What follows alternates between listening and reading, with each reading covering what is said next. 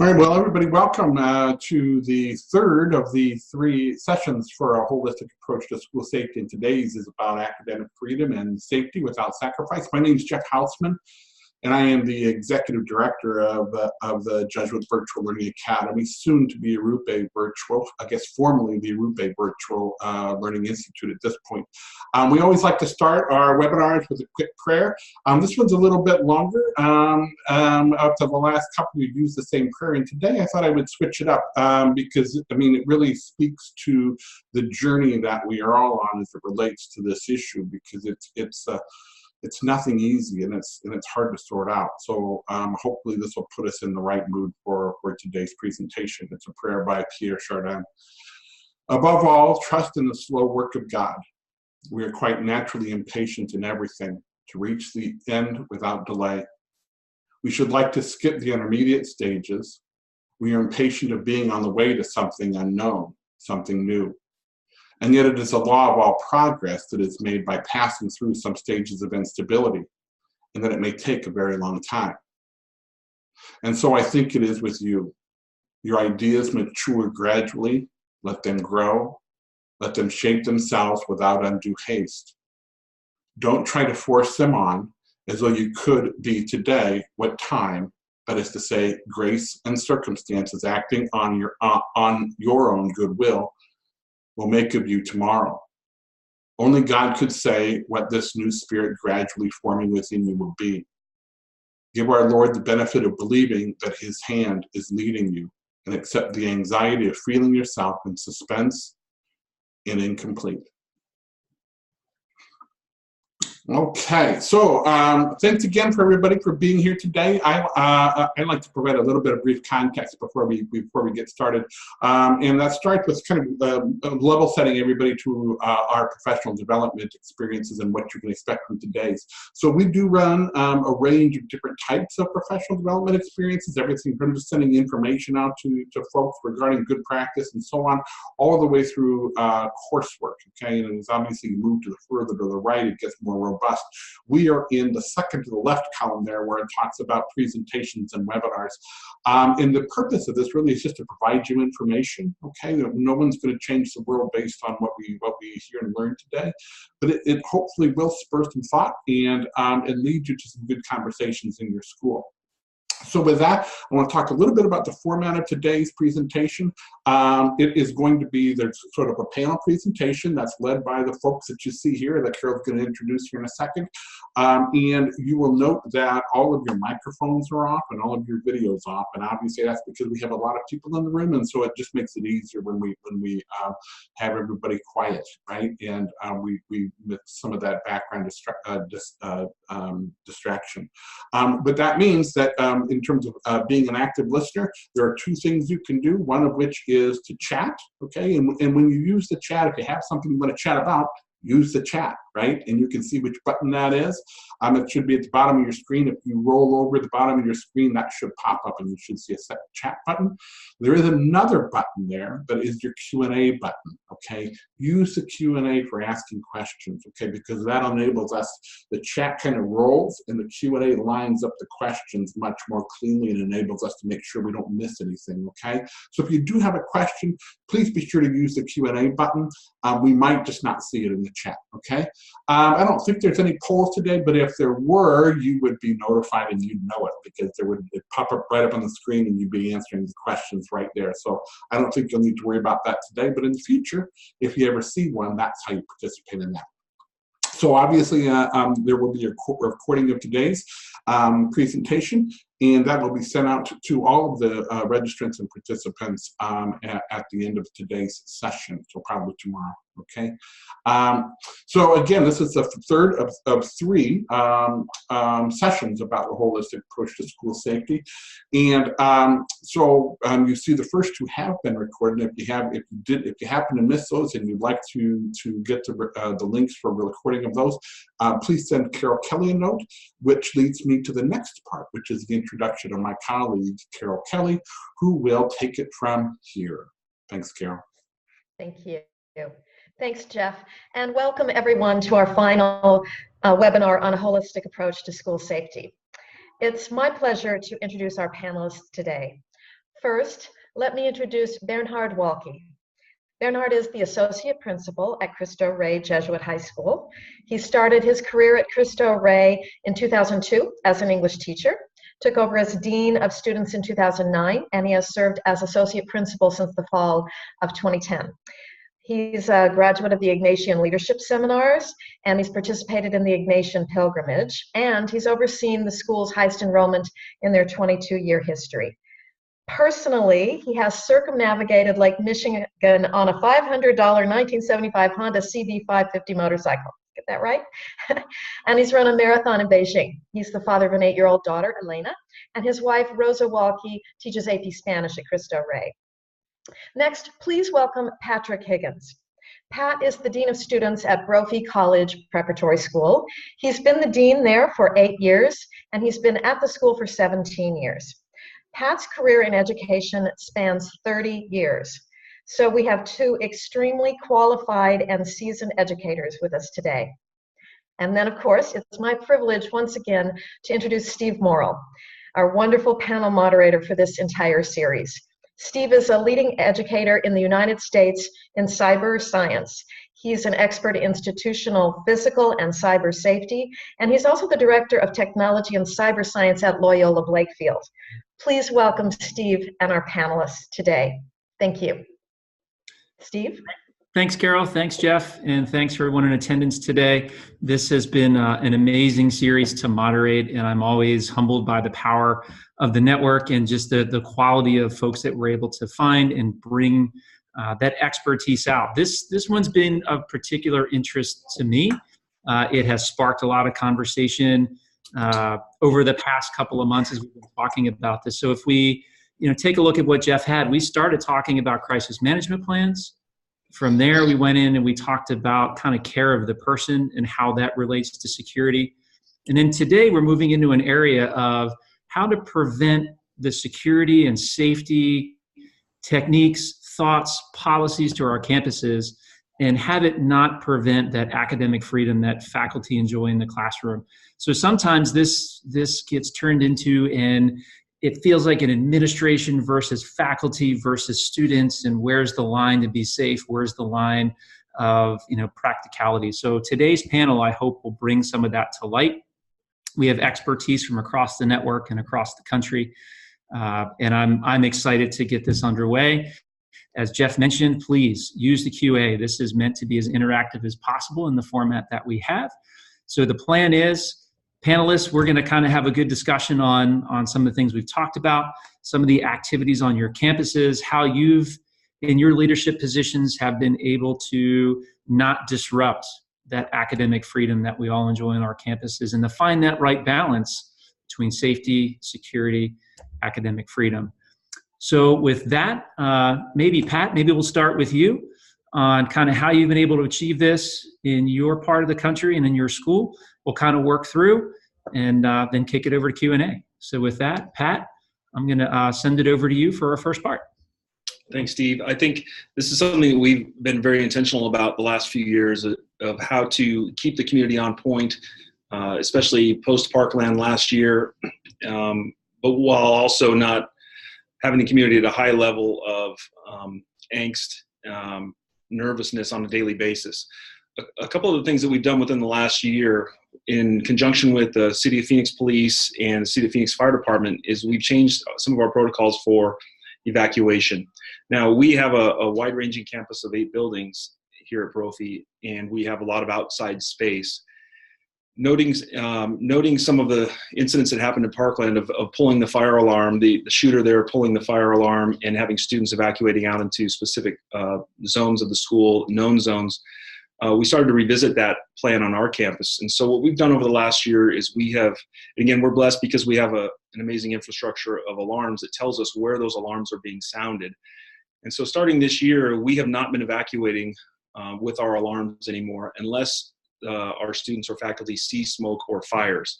And so what that's allowed us to do is to silence alarms, remind our students and faculty to just shelter in place and wait till we assess the alarms. Again, we're able to send out we have 2 security staff that work here at Brophy. And so we can send one of them to the location where the fire is supposedly taking place, and the second one to go and look at the evacuation location and make sure that that's secure. This has given us great flexibility because we're able to now, instead of one alarm in one building evacuating 1,300 students to one location or two locations, we're now able to pinpoint if we are going to evacuate and then be flexible in our evacuation. I mean, heaven forbid we have a rainy day in Phoenix. It happens every once in a while. But we could evacuate to a gymnasium, for example. We could evacuate to a different building. We could evacuate to a theater. Or we could just have students shelter in place until we assess those alarms. This year, we've only had one instance where an alarm was actually set by fire. It was in a chemistry lab, and you know, those students were able to evacuate that room, but there wasn't anything that we had an impending fire or loss of life at stake. Some reasons we went into this were that in seminars we went to, I think the last student that died in a school fire in the United States was 1958. And we started to look at some of that data and say, well, when's the last time, unfortunately, students have died due to gunfire violence in schools? And so in noting that, and in noting that the types of campus that we have and the infrastructure, we thought it best to move to this model. And it's been good for us. It hasn't been seamless, and we continue to practice it monthly. There's still some confusions, teachers evacuating with the alarm. So there's certainly a learning curve that goes along with this, but we've really liked this in terms of lost instructional time. It's really, really helped. I think our faculty is really appreciative of the fact that if an alarm sounds, that we're going to silence it and we're going to communicate via our PA system to them versus losing 10 or 15 minutes for the evacuation process, the assessment, and then the return of the entire campus. And then we've been able to rotate that through our building. So that's been a very good protocol for us, and one that's been supported again by local law enforcement and local fire. So that's been very good for us. The other change that we've made has been in terms of our lockdown procedures. And our lockdowns haven't changed too much. I believe schools around the country are still practicing lockdowns. For us, though, what we've done is we've tried to manage our drills in a number of different ways and that don't interrupt the entire school day. So at the beginning of the year, of course, we need to have those major lockdown drills to make sure the entire community is functioning together. But throughout the year, then we're doing more on-site drills, meaning that in classrooms, I send my security personnel to each classroom, and they may just have a conversation with the class. They'll pop in, they'll do a 2-minute conversation, making sure students and faculty are comfortable with how they will lock down in those spaces. We also do that with our staff. We do that in our office spaces, knowing that our schools are more than just the students that we're caring for the safety, but we're also caring for the safety of our administrative teams. And so empowering them to understand what their roles are to protect themselves and the students and one another, and how to communicate effectively. So we send out to those offices with our security personnel. So we're not disrupting the whole school day or the whole student body, but just portions of our campus. We've also done just some exterior work with our maintenance department. They're vital in our communications and in our lockdowns. And so sometimes we'll just do one with our radio communications that we have with our maintenance staff, and locking down the perimeter of the school. And so that allows us as an administrative team to continue to stay on point with our practices and our instructions that are so vital in these moments, but it's not disrupting the entire school day, and it's not alarming the entire community in our parent community, you know, as with unannounced drills. So we've done very few unannounced drills this year. Again, I think that's been helpful to our faculty to understand that you know, when to expect a drill, and I think it's helped them to put them on point as well. That's awesome. Thanks, Pat. A couple of questions that I came up with while you were talking, because I mean, I've been at Loyola. Last week was my 12th anniversary here. And if I walked down the hallways and told a faculty member, don't evacuate when you hear the fire alarm, that would be so counterintuitive. Can you kind of walk us through, how was that received by your faculty, whether it was a back to school meeting or a mid-year shift, or this was in phased in over a couple of years? How did your community react to that change in protocol? Well, right. First, I wanted to make sure that I was well supported before I went into the community. And so I did talk I was at some seminars with our local fire and police across the state, and they all supported it. Secondly, I went to the administration of the school at the end of last year as we were going through discovery after the violence in Parkland, and began to bring this up. I talked to some teachers just to get a sense of how they might feel about it. talked to parents and students too, and everybody thought this is a good idea. So there was a certain momentum moving into the orientation, but certainly in our new teacher orientation and our teachers meetings at the beginning of the school year, we addressed it, we talked about it, and then knew that we would have to do some continued dialogue early in the year. We also spoke to our parents about it at our back to school nights. We spoke to our students about it at orientation, and I think overwhelmingly the response was positive. You could just see heads kind of nodding as we were talking through, again, the tragedies in Parkland, but what we've learned about those and how that was enacted. It just seemed reasonable. And again, I think knowing the talk before I went into the room was very helpful. Knowing the stats of the 1958 date of the last time a student died in a school fire, and knowing the kind of infrastructure we have too. So I think that was a big moment for us, is that we know where the alarms are going off. We know the location, we know the building. So since we have that information, how can we use it better to better, just to improve the teaching and learning that's going on our campus, but more importantly, the safety of our community. And so it was well received. There has been some coaching moments throughout where teachers have evacuated in the wrong times or haven't. So, but those are conversations that we have, and we're continually practicing and evolving and hopefully improving. So like I said, it hasn't been perfect, but we feel that it's been the response has been overwhelmingly positive because of the communication that existed up front. That's fantastic. I'm going to go out on a limb here and say that your teachers greatly appreciate the class time that's not lost in evacuation drills. Now, that's a piece of criticism that I hear on this campus. Often we do unannounced fire drills. The fire department shows up and times us leaving our buildings, right? Those types of things. And it frustrates faculty sometimes. Like, why do we have to have so many? At least in this county, we're mandated to have so many a year. I can tell you as a takeaway from today for myself, that's something I wouldn't mind floating to our local fire department to see kind of their best practice. So I've learned something new today, Pat. So I greatly appreciate that already. You're welcome. Fantastic. Bernard, I'm going to turn to you for a moment, and I know you're in a very different locale than where Brophy is, and maybe a different set of requirements and a different set of challenges where you are. Can you kind of walk us through some of the things that your school's doing to promote safety, but also try to not impinge on those academic freedoms? Sure, I'd be happy to. Just for some context, Cristo Rey Jesuit High School, we're in the near southwest side of Chicago, and it's a very dense urban neighborhood. And we intentionally are here, and it is a neighborhood that has seen quite a bit of gun violence and gang violence for many years. And although it's changed recently to it's gentrified quite a bit, it doesn't mean that we still don't see a lot of violence. And in all honesty, with working with our local police department with the Archdiocese of Chicago, our greatest threats are from the outside of the school rather than the inside. Students have said repeatedly that once they enter the halls of Cristo Rey Jesuit High School, along with the parents, they feel safe, and they feel safe here. And so really that's something that we try to do as a school, is just really cultivate relationships. Clearly we have our protocols and procedures, soft lockdowns, hard lockdowns, evacuations that we work really closely with the Chicago Police Department and the Chicago Fire Department. But we're about 600 students, and so we just really try to create loving relationships with students so that they are very responsible for their school. So if they see something that is not going right or something that they're not comfortable with, we know that they can approach us. Last year when I was doing freshman orientation, some of the parents were questioning why we didn't have metal detectors as the students walked into the school. I mean, first and foremost, we don't want to create a prison-like atmosphere in our school. And secondly, they just don't work as effectively as students who are like the town crier. I mean, they just love to tell, to let us know what's going on. And, I think often our students feel as if, I would hope that they think it's a real pleasure to come here. It's a treat to come here and something they don't want to mess up.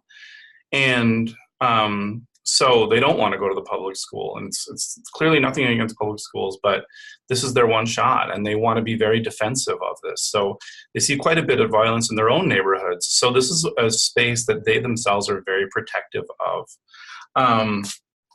in the last couple of years, in the last year, we have a new principal who started this year, and we really started to build out our crisis response team. In previous years, our greatest threats are off hours. What I mean by that, after school and on the weekends. So when the larger administration isn't here, and if there's student activities going on, those are our greatest weaker points. And so we want to ensure that people who are staffing our weekend activities or after school activities understand that they are encouraged to call 911 when something happens, to not hesitate to call the police. And we've had several events over the last year that have really forced us to revisit those off hours and what we do. We've also had to train our students. God bless our students. They're so welcoming, but they're so welcoming to a point that they will let people into the school who should not be here. And we've had a couple episodes where people have, gotten into the school, didn't want to leave. We had to call the police. We have an underground garage, and people have broken in and spent the night in the garage. So it's a lot of training our students as well as our teachers to be welcoming, but also to respect the security of the school. And I think you mentioned, Pat, the last fire, or last time that someone was killed by a fire, and I believe that was in Chicago, actually. And so as a result, we have really strict fire codes and really strict evacuation procedures. And just like yourself, I mean, the fire department comes in and they just say, we're doing this right now. Our teachers, we have great relationships with their teachers. They understand that this is something that is mandated by the state and that we have to follow. The greatest confusion comes with the hard lockdowns, the soft lockdowns. What do we do? Do we stay? Do we leave? We started using more two-way radios this year and better using our camera system. And we don't have cameras in our classrooms, but we have cameras that are in our hallways. So we've had, like our principal, for example, will monitor our cameras, and then we'll be in communication with either me or the police officers to ensure that we know what's going on in our building. And I guess that's, in our setting, we have a Chicago Public School elementary school right across the street with hundreds of kids. We have different community organizations and churches that are very close to us. And so, like I said before, it really requires a lot of close work with our police departments, with our school sergeants, and to make sure that we work together as a team. Because if something happens, we have a Walgreens across the street from us. If something happens at the Walgreens, we want to know what's happening there, so that they can give us a heads up. If there's a violent crime over there, we want to know. And we would do the same sort of thing for the elementary school that's across the street from us. So we kind of got to watch out for each other around here. So Bernard, there's a lot going on there, and yeah. I think and that's great. I mean, and that's the whole point to this. I know there are some schools that we've spoken to over the course of this series that haven't even started the thought process on how to handle not only during their academic day, but how to handle things off hours. Every school faces that off hours challenge. Circling back to your lockdown description for both you and Pat, can you guys kind of talk about, once you've gone through that lockdown drill, what's the effects kind of in the classroom? Do teachers kind of go over, granted there's the drill where teachers kind of have a conversation. There's the, hey, we actually had an event. What is the follow-up to, whether it's a hard lockdown, soft lockdown? What's the follow-up look like in the classroom? Does it completely derail the rest of the academic experience for the day? Or is it kind of like, yep, that was a thing and we're moving on? Well, I can speak to that a little bit. With our drills, we announce them so that they can plan. I mean, we're a Cristo Rey school, so we have our students go to work 1 day a week, and so instructional time is at a premium already. And so we want to make sure that they can prepare for that we're not disrupting a test or something like that. We have never had a hard lockdown that has been unanticipated. We've always planned those. In terms of soft lockdowns, we've had plenty. And that has made us really question how we communicate it. because we will have, sometimes our president will be off-site, or our vice VP for advancement will be off-site, and we want to make sure that they are not then coming into the neighborhood if we're on soft lockdown, if something is happening around this neighborhood. So it's really made us question, how do we communicate that most effectively to not only the students, but also our faculty and staff. We have a grocery store a block away, and some people step out just to get some groceries. How do they know to stay away from the school and stay where they are? So we've been working on really a lot on communications. We also want to ensure too that we appropriately communicate to parents, and that we're clearly not freaking them out. We talk about drills, and our principal's been following up by email if we've had any soft lockdowns. But we've been questioning too just our athletic events as well. We had an unfortunate incident this year where there were some parents that got into a fight on our soccer field, and our kids started getting involved. It was ugly, and we have had to revisit how do we, what kind of security do we have at our athletic events, and we have weekly security meetings where we go through the events on the calendar and decide what type of security we need. Often in Chicago, the Chicago Police Department will have their kids go to a certain school, and to a Catholic school, and then they'll volunteer hours to work off tuition. But that's not the model for our school, so we have to hire private Chicago police, off-duty Chicago or retired police officers who will be here before or after. And we haven't gone to the point yet where we need to have police here all day long. It's certainly been a topic that we've been entertaining. But I think back to your original question, has it been disruptive to the classroom? Not particularly. I think we have a great staff, and I think we have a great faculty. And I think we've done a good job of messaging the importance of these to our students and to our school community. So I think that's been really key. I would agree with that, and I think the communication before, during, and after are really important. If we've had a series of lockdowns, there was a bank that's located about a mile from our school that was being robbed. I would say regularly throughout time. They've eventually, well, that's another story. They put bulletproof. We've had fewer unannounced lockdowns, but I think your community gets accustomed to where you are. But what people are going to want to appreciate is the communication that's going on. Before, certainly, is it clear that there is a lockdown? And then during, we're sending emails or voice blasts to parents and along the way. So we're sending them to parents, we're communicating via email, we're using redundancies that are over-communicating really each of these drills that we do to make sure that we're not missing something. So we've got radios, we've got telephones, we've got PA, we've got email all being employed. And then afterwards, really just telling people what's occurred, that there was either there was or there wasn't a risk, and why you went about it. I think those just build confidence over time in your policies, and I think that does lower when you show competency. Then I think that's going to build the confidence in your community, and it's going to cause less of a problem and disruption to the classroom. Really before, during, and after. The clarity is really important. I will echo that. Communication is key, and you can never over communicate in that sense of an emergency. Along the lines of communication, something that's turned into a hot topic in every school that I've spoken to when it comes to emergency communication, and that is the information that students put out during an event. So at your schools, what's your policy on, and this falls right into the academic freedom, cell phones and communication during an emergency?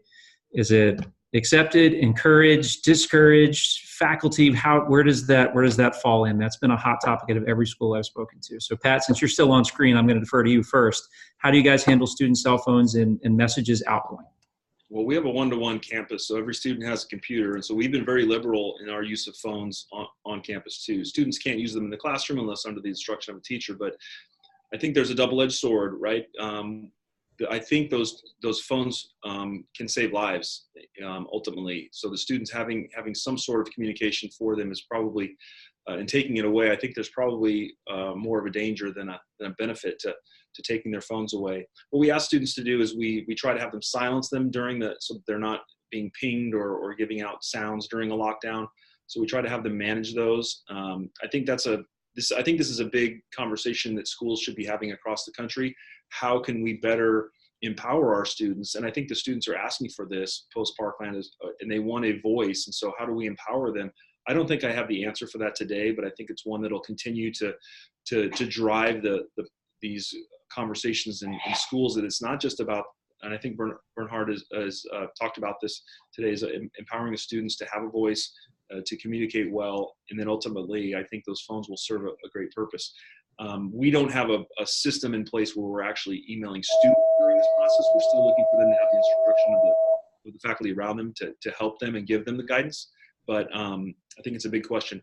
One side note is that we have taken away headphones from students on our campus this year. I don't know what policies are around the country, but we're noting our campus where students can be outside during the day. Any student that's in an outside area can no longer wear headphones, to and from classes, or just kind of if they have a free period, for example.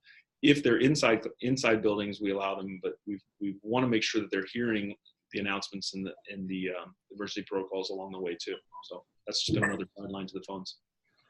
That's interesting you bring up headphones. That was a new policy of ours this year too, because students were just not engaging with it. I mean, it was more of like they were just ignoring one another and just not engaging with one another as people. And right. So we just got very frustrated with students not responding to us or one another and just not interacting as human beings. So we implemented that policy this year too. Clearly, we're a closed campus, and so students are not allowed to have headphones when they're in here, unless they're using for academic purposes, of course. They're great. A lot of our kids take public transportation, though, and so we clearly can't regulate that outside of our building, but we always advise them and remind their parents that they are to be engaged with their surroundings, because and our students work downtown one day a week too. So we've had incidents where students have almost been hit by cars or robbed. And so we want to make sure that they're always aware of what's going on around them. And in terms of the cell phones during lockdown drills, we would, at this point, we still do not allow them to use cell phones during class, throughout the day. We would also say that students should not be communicating with parents messages such as, there's an intruder, or they shouldn't be spreading gossip about what's going on, or what they think is happening. I think clearly if someone would want to text their parent to say that they're safe, of course, I think that we would allow that. We would certainly discourage them from just stirring up stories, because we want to be the ones that handle the communication. And that's been the stance here as well. Currently, we don't allow our students to use cell phones during the day. We're a one-to-one school. They have a device all day. There's a conversation about that possibly changing. As part of our crisis management plan, there has been the need or desire to have software that will pinpoint students, that they can report their own safety to help, improve law enforcement response. So that these are not easy questions to answer. And for the folks that are attending this particular webinar, I think it's an interesting conversation to have amongst your staff and with the faculty and with administration to see what your stance is going to be. I mean, the reality is, even though our students can't use cell phones during the day, they all carry them.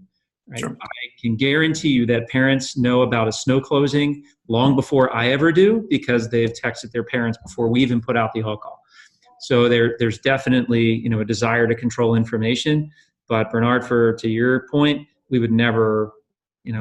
Personally, I would never want a student not to text their parent that they're safe. So it really puts us as administrators in a really weird spot.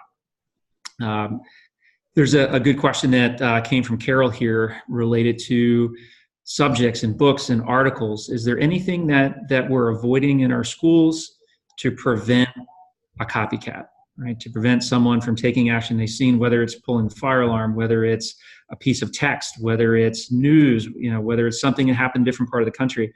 Is there anything that your schools have taken the stance on of, we're going to avoid this because it may be too touchy? I can just say really quickly, we haven't come to that point yet. We did pull a book from our English reading because the author was accused of her sexual harassment. But that would be the only thing that we censored because we didn't want to fund this person, give them revenue for their book. But in terms of copycatting violence, we haven't been there yet. What was the Netflix series that came out a couple of years ago, like 13 Reasons or something like that? Yes. We did, we've really beefed up our counseling department the last several years. And so when that did come out, we did approach it through our counselors and, in our small advisory groups, and they really took the lead on that and really did a fantastic job. And so a lot of it's the social emotional key. Pat, you want to field that one? I think you're muted. Should be unmuted now. There you go. Like Bernhard, we haven't done a lot of banning of material. I do think it's a wave that may be hitting. There's some recent articles that are current about the types of programming on Netflix that our students are consuming. So we know a lot of those have to do with mass murders, the drug trafficking and things like that. So I think that's a wave that's hitting. In terms of the copycat, it seems like every day we're dealing with something on our campus that's going on nationally. Unfortunately, there just seems to be that the culture does affect the school.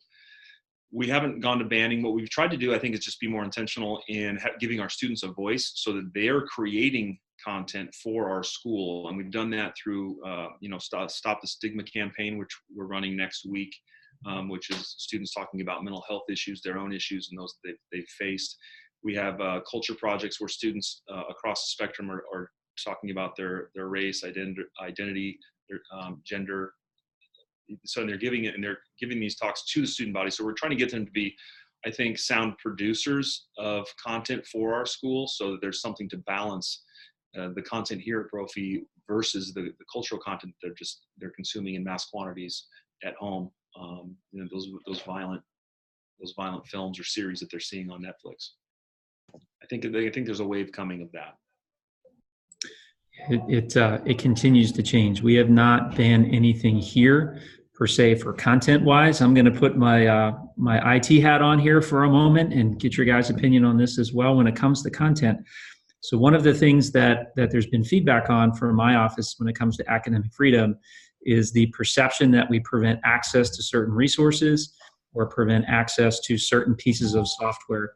So as part of our one-to-one management program, we do have a policy in place where if a faculty member is at a conference and they bring a piece of software back, there is a vetting process that we go through just to make sure that it's simply not malware.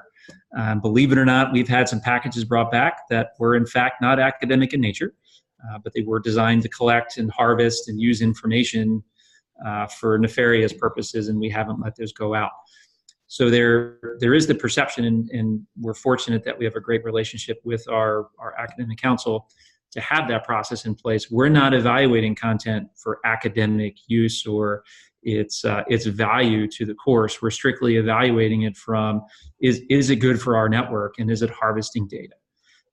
And it's been amazing to kind of see some of those things that unfortunately, education is targeted when it comes to data exfiltration. So I'm happy to talk about that too, but I kind of want to get your guys' opinion as well. Is that something that either from accessibility to the internet filtering, sometimes our filter will trip for guns and violence for a Civil War class, let's say, if they're doing research about a particular battle and we have to make some adjustments. Again, not being Big Brother, but by law, I'm required to filter certain parts of the internet while you're on my campus. Do you guys run into any of those stigmas or any of those problems as part of your IT policy? We do filtering. Ours are more targeted at social media sites. I think we do audits as well. We tend to do it more after concerns with students. So if we have a student of concern that we, for one reason or of another, his parent has created a concern in our minds that he's using the internet inappropriately.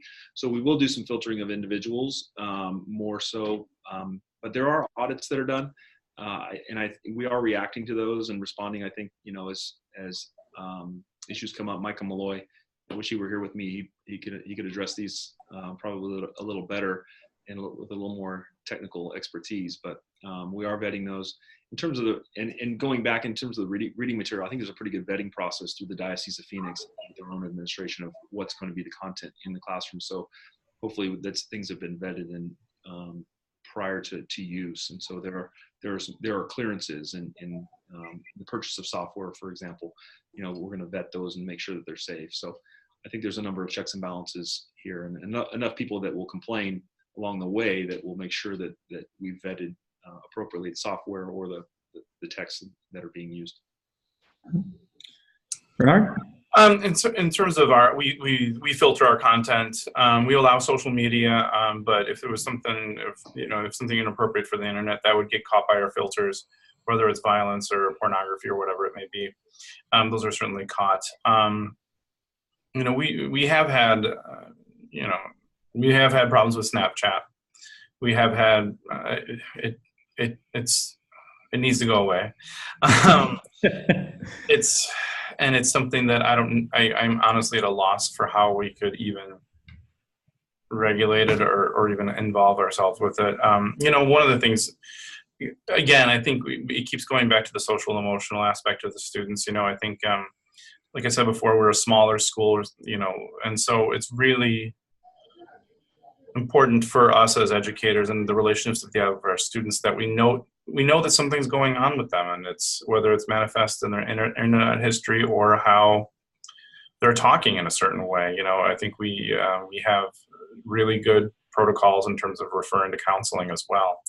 And in terms of that too, our counselors check in with every single student twice a year, and just to check in on their well-being. Our teachers, again, they have protocols for referring students to counseling, and then we decide whether or not we can handle it on a regular basis within the school, or if we have to outsource it to a local community therapeutic setting.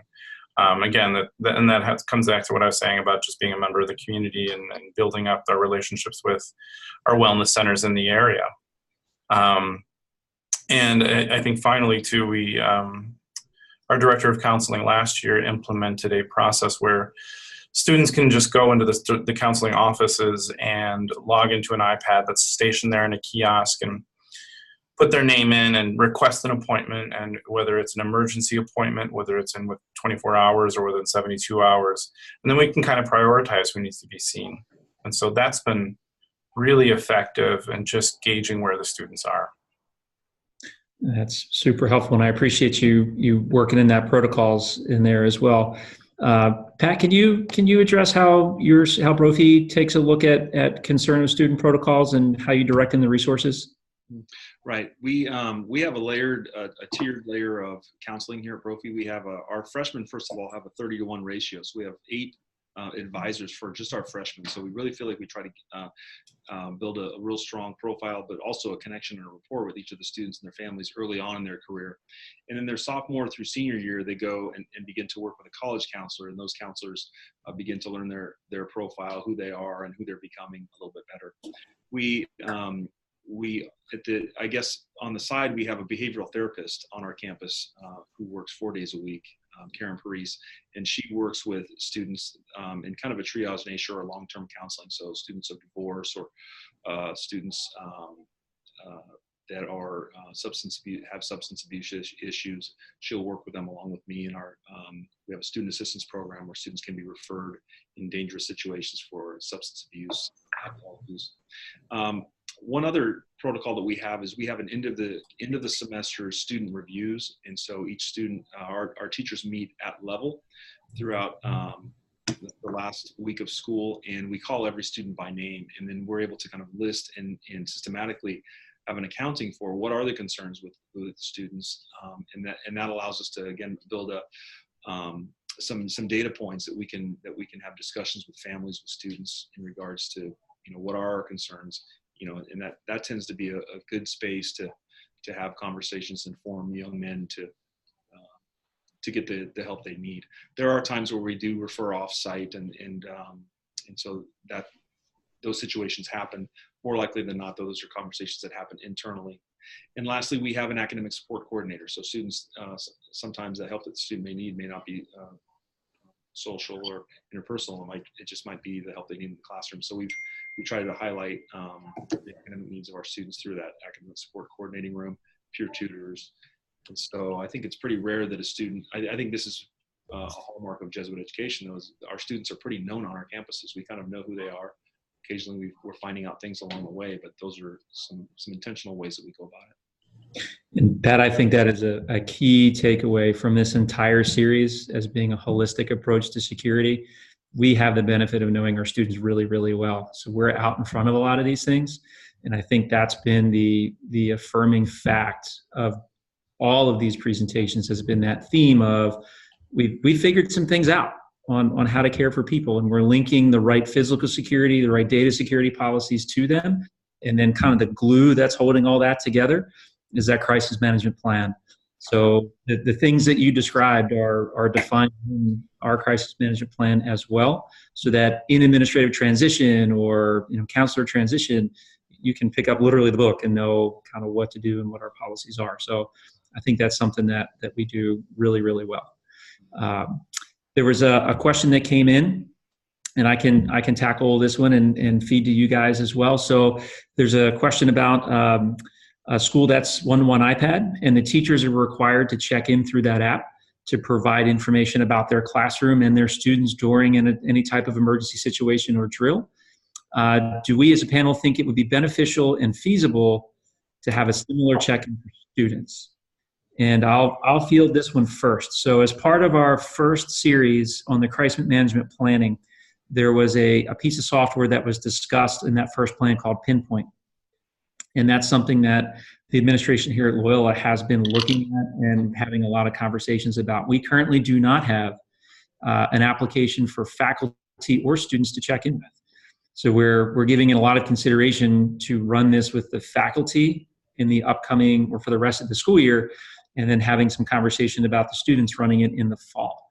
So right now, our students aren't supposed to have their phones with them, but they have their surfaces with them. Personal opinion, from a law enforcement expedition, I feel like it's a good thing for students to be able to check in. We're 1,000 students across 5 different buildings and 65 acres. It's hard to account for everyone quickly. If we were one building with one entrance, it'd be a lot easier, but that we don't have that luxury. So my opinion is that it would be a good idea. I know it opens up some other concerns about access to other resources. From a filtering perspective, a student shuts off their Wi-Fi, they're on their carrier network, they can go anywhere they want on the internet. That introduces some problems into the classroom from an academic freedoms perspective. To minimize loss of life in an emergency, which is all of our goals, it just seems to make sense to me, my opinion. Pat and Bernard, I'll defer to you for the answer to this as well. So we do not have a one-to-one program at our school, and at the same point, we have a very regimented schedule here. So and every student has to be somewhere at all times. And so in terms of finding out where a certain student is at a certain time, it's really easy because all you have to do is look up their schedule and they should be there. So we haven't had that need yet. As we are experimenting actually this week with a flex period or a modulus period or an activity period, that has become a concern about how do we find a student at a certain time, because they could be anywhere in the building. And we essentially only have 3 buildings, and it's a closed campus. So we haven't had that need yet. Pat? Yeah, I'm kind of perplexed by this question. It's a really tough one. I think we are the exact opposite of what Bernhard just described. We are very open. We have students we had 20 teachers out on Friday, and so we had students all over campus, all different places. I think there would be huge benefits to having an accounting app like that, or an accounting possibility with students with their phones.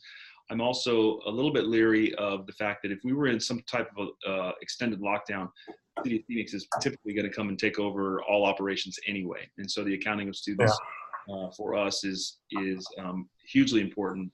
Don't get me wrong, but I think that presents some problems. The classrooms that we're typically having the most problem with accounting for are going to be PE classes, students that are out, for example, they're running out on the canal, and they may not have their phones anyway. And so that's a little bit of a downside that something we've looked into, is that we function a lot more like a college campus than we probably do a grade school, if you will.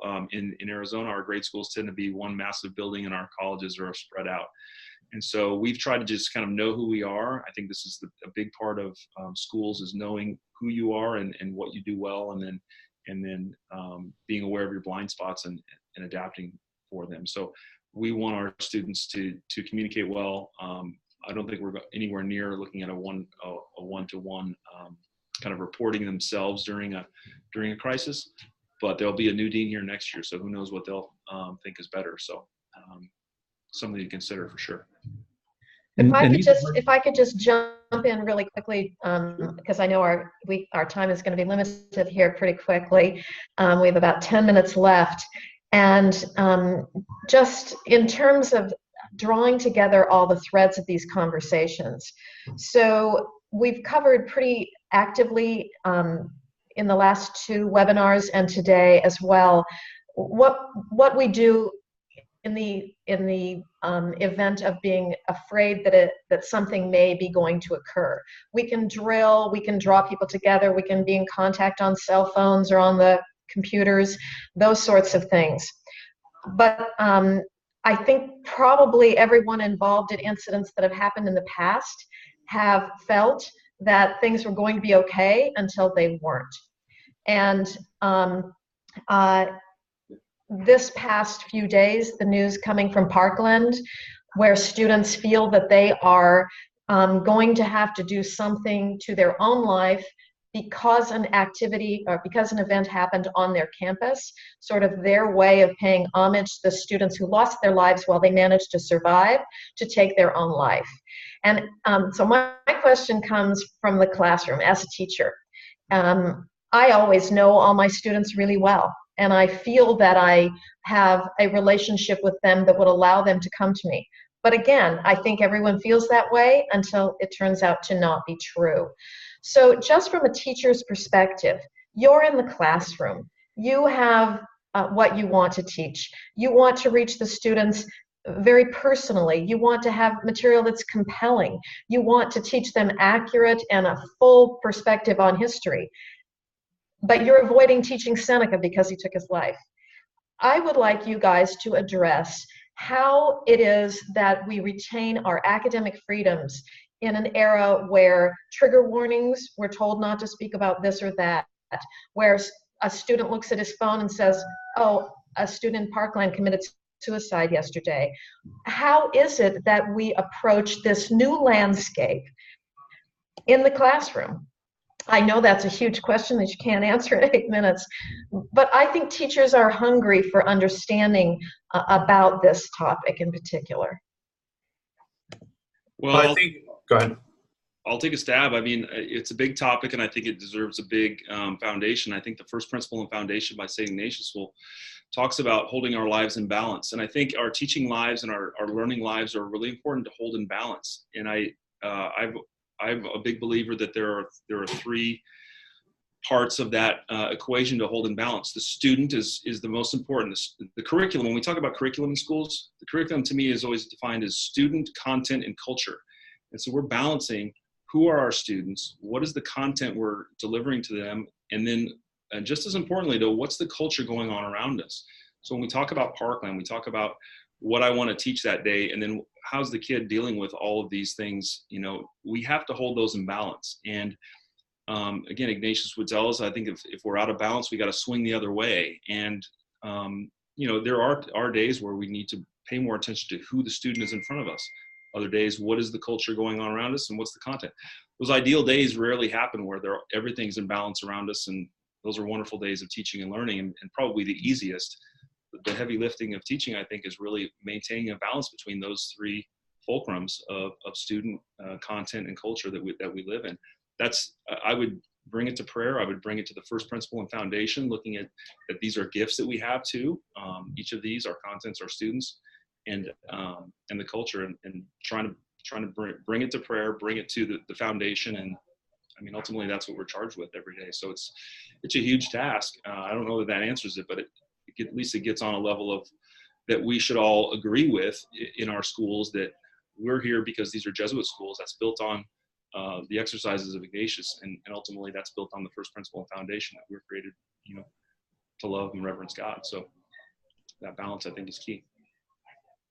I think to follow up with Pat, I mean, we're on this earth to love and reverence God, as you mentioned. We serve a 100% Hispanic community.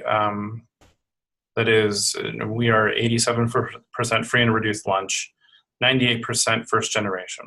And so we serve a population that has been existing on the margins and has been underserved and for years. And so we're very intentional about when they walk in these doors, not only they themselves as students, but their families and their people are loved and honored and dignified. And so I think we really strongly approach how much we want to engage with them, and we want to have these discussions in the context that we love them and we value their lives, not only through this discussion, but also how we work together as a school with our community.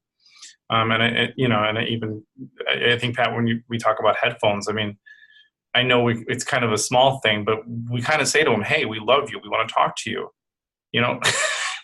Take off your headphones. Let's have a conversation. I got a bad joke for you." And I think, when I started in administration, I used to think sometimes that welcoming the kids to school from 7:45 to 8 as they walk in and knowing their names, I thought it was just sort of an impotent or gesture or just a frivolous gesture. However, students have come to me and said, sometimes I feel like I'm not seen. And whether it's by our government or whether it's by our community, but every day I walk into Cristo Rey, you look me in my eyes and you let me know that I'm there. And so I think there's a lot to be said about that communicating that their lives are of value and that we love them and we're here to engage with you, and to Carol, to your point, I think that's why we need to engage in these conversations. I don't think we can avoid them. I think we need to approach them. No, that is well said, guys. I agree. Excuse me, Steve, I didn't mean to interrupt, but I do agree. I think we need to engage in these conversations. And we do have a message, and it was sent to the panelists. I would like to share it just to everyone who's visiting online. This is from one of our participants, Kate Hamstra, and she says they have a program at their school specifically to reach out to students who may feel isolated and alone. The parents and teachers can submit the names of students of concern, and then they use a random rotation of seniors and some juniors who reach out to these particular at-risk students to engage them and help them feel a part of their community. The seniors report back to the moderator on who they met and how the conversation went. And I really do appreciate you sending that in, Kate, because what that shows is not only that we have teachers who are trying to recognize students of concern and submitting their names, or parents, but we're actively involving other students in the process of making perhaps a child that feels isolated and alone part of that connected community. So thank you, Kate, for sharing that. And I think that could be really helpful to people, especially in schools where you may not have the budget to have lots of counselors on staff to enlist the students as part of that process of helping one another, I think is really vital. So thank you, Kate. Now this has been fantastic. And I know Carol's going to remind me that we are running short on time here. So just a couple of reflections from my seat, having moderated the series of 3. I have found this to be incredibly important. I'm thankful that JVLA, now Arupe, and Jeff and Carol have recorded these so that folks that may not have been able to attend these, please encourage your colleagues to watch these recorded sessions and to reach out with questions. Pat and Bernard, you've hit the nail on the head that our students are our first priority. There are lots of resources in our network to continue to make students our first priority. All of our schools are different. We have different needs. We are in different areas. Our campuses are laid out differently, but at the end of the day, we're all here for the same reasons. And I want to encourage this group to continue to work together. Safety and security to me, both at the data level and the physical level, and our students is paramount in our world right now. So this was a very interesting series to put together with Carol's help and Jeff's help. So I appreciate JVLA for taking the lead on this and looking for ways to continue to improve our campuses. So we're ready at 5 o'clock. Carol, I'll let you close it out from here. Thank you so much, Steve. We could not have even approached this without your expertise and with your ability as moderator. Thank you, Pat. Thank you, Bernhard. And thank you, everyone who was involved. Jeff, thank you for letting me go ahead with this project. I think it really is important. And sadly, it is a timely part of being an educator right now at this moment in time. So I'm grateful to everyone for their time. This is my commercial, comes with everything. There are classes starting in April. Please look for them, and a full summer roster. So thank you so much from the JVLA/Arrupe Virtual Learning Institute. I appreciate everyone's time. Have a good day. Thank you. Bye. Thanks, everybody.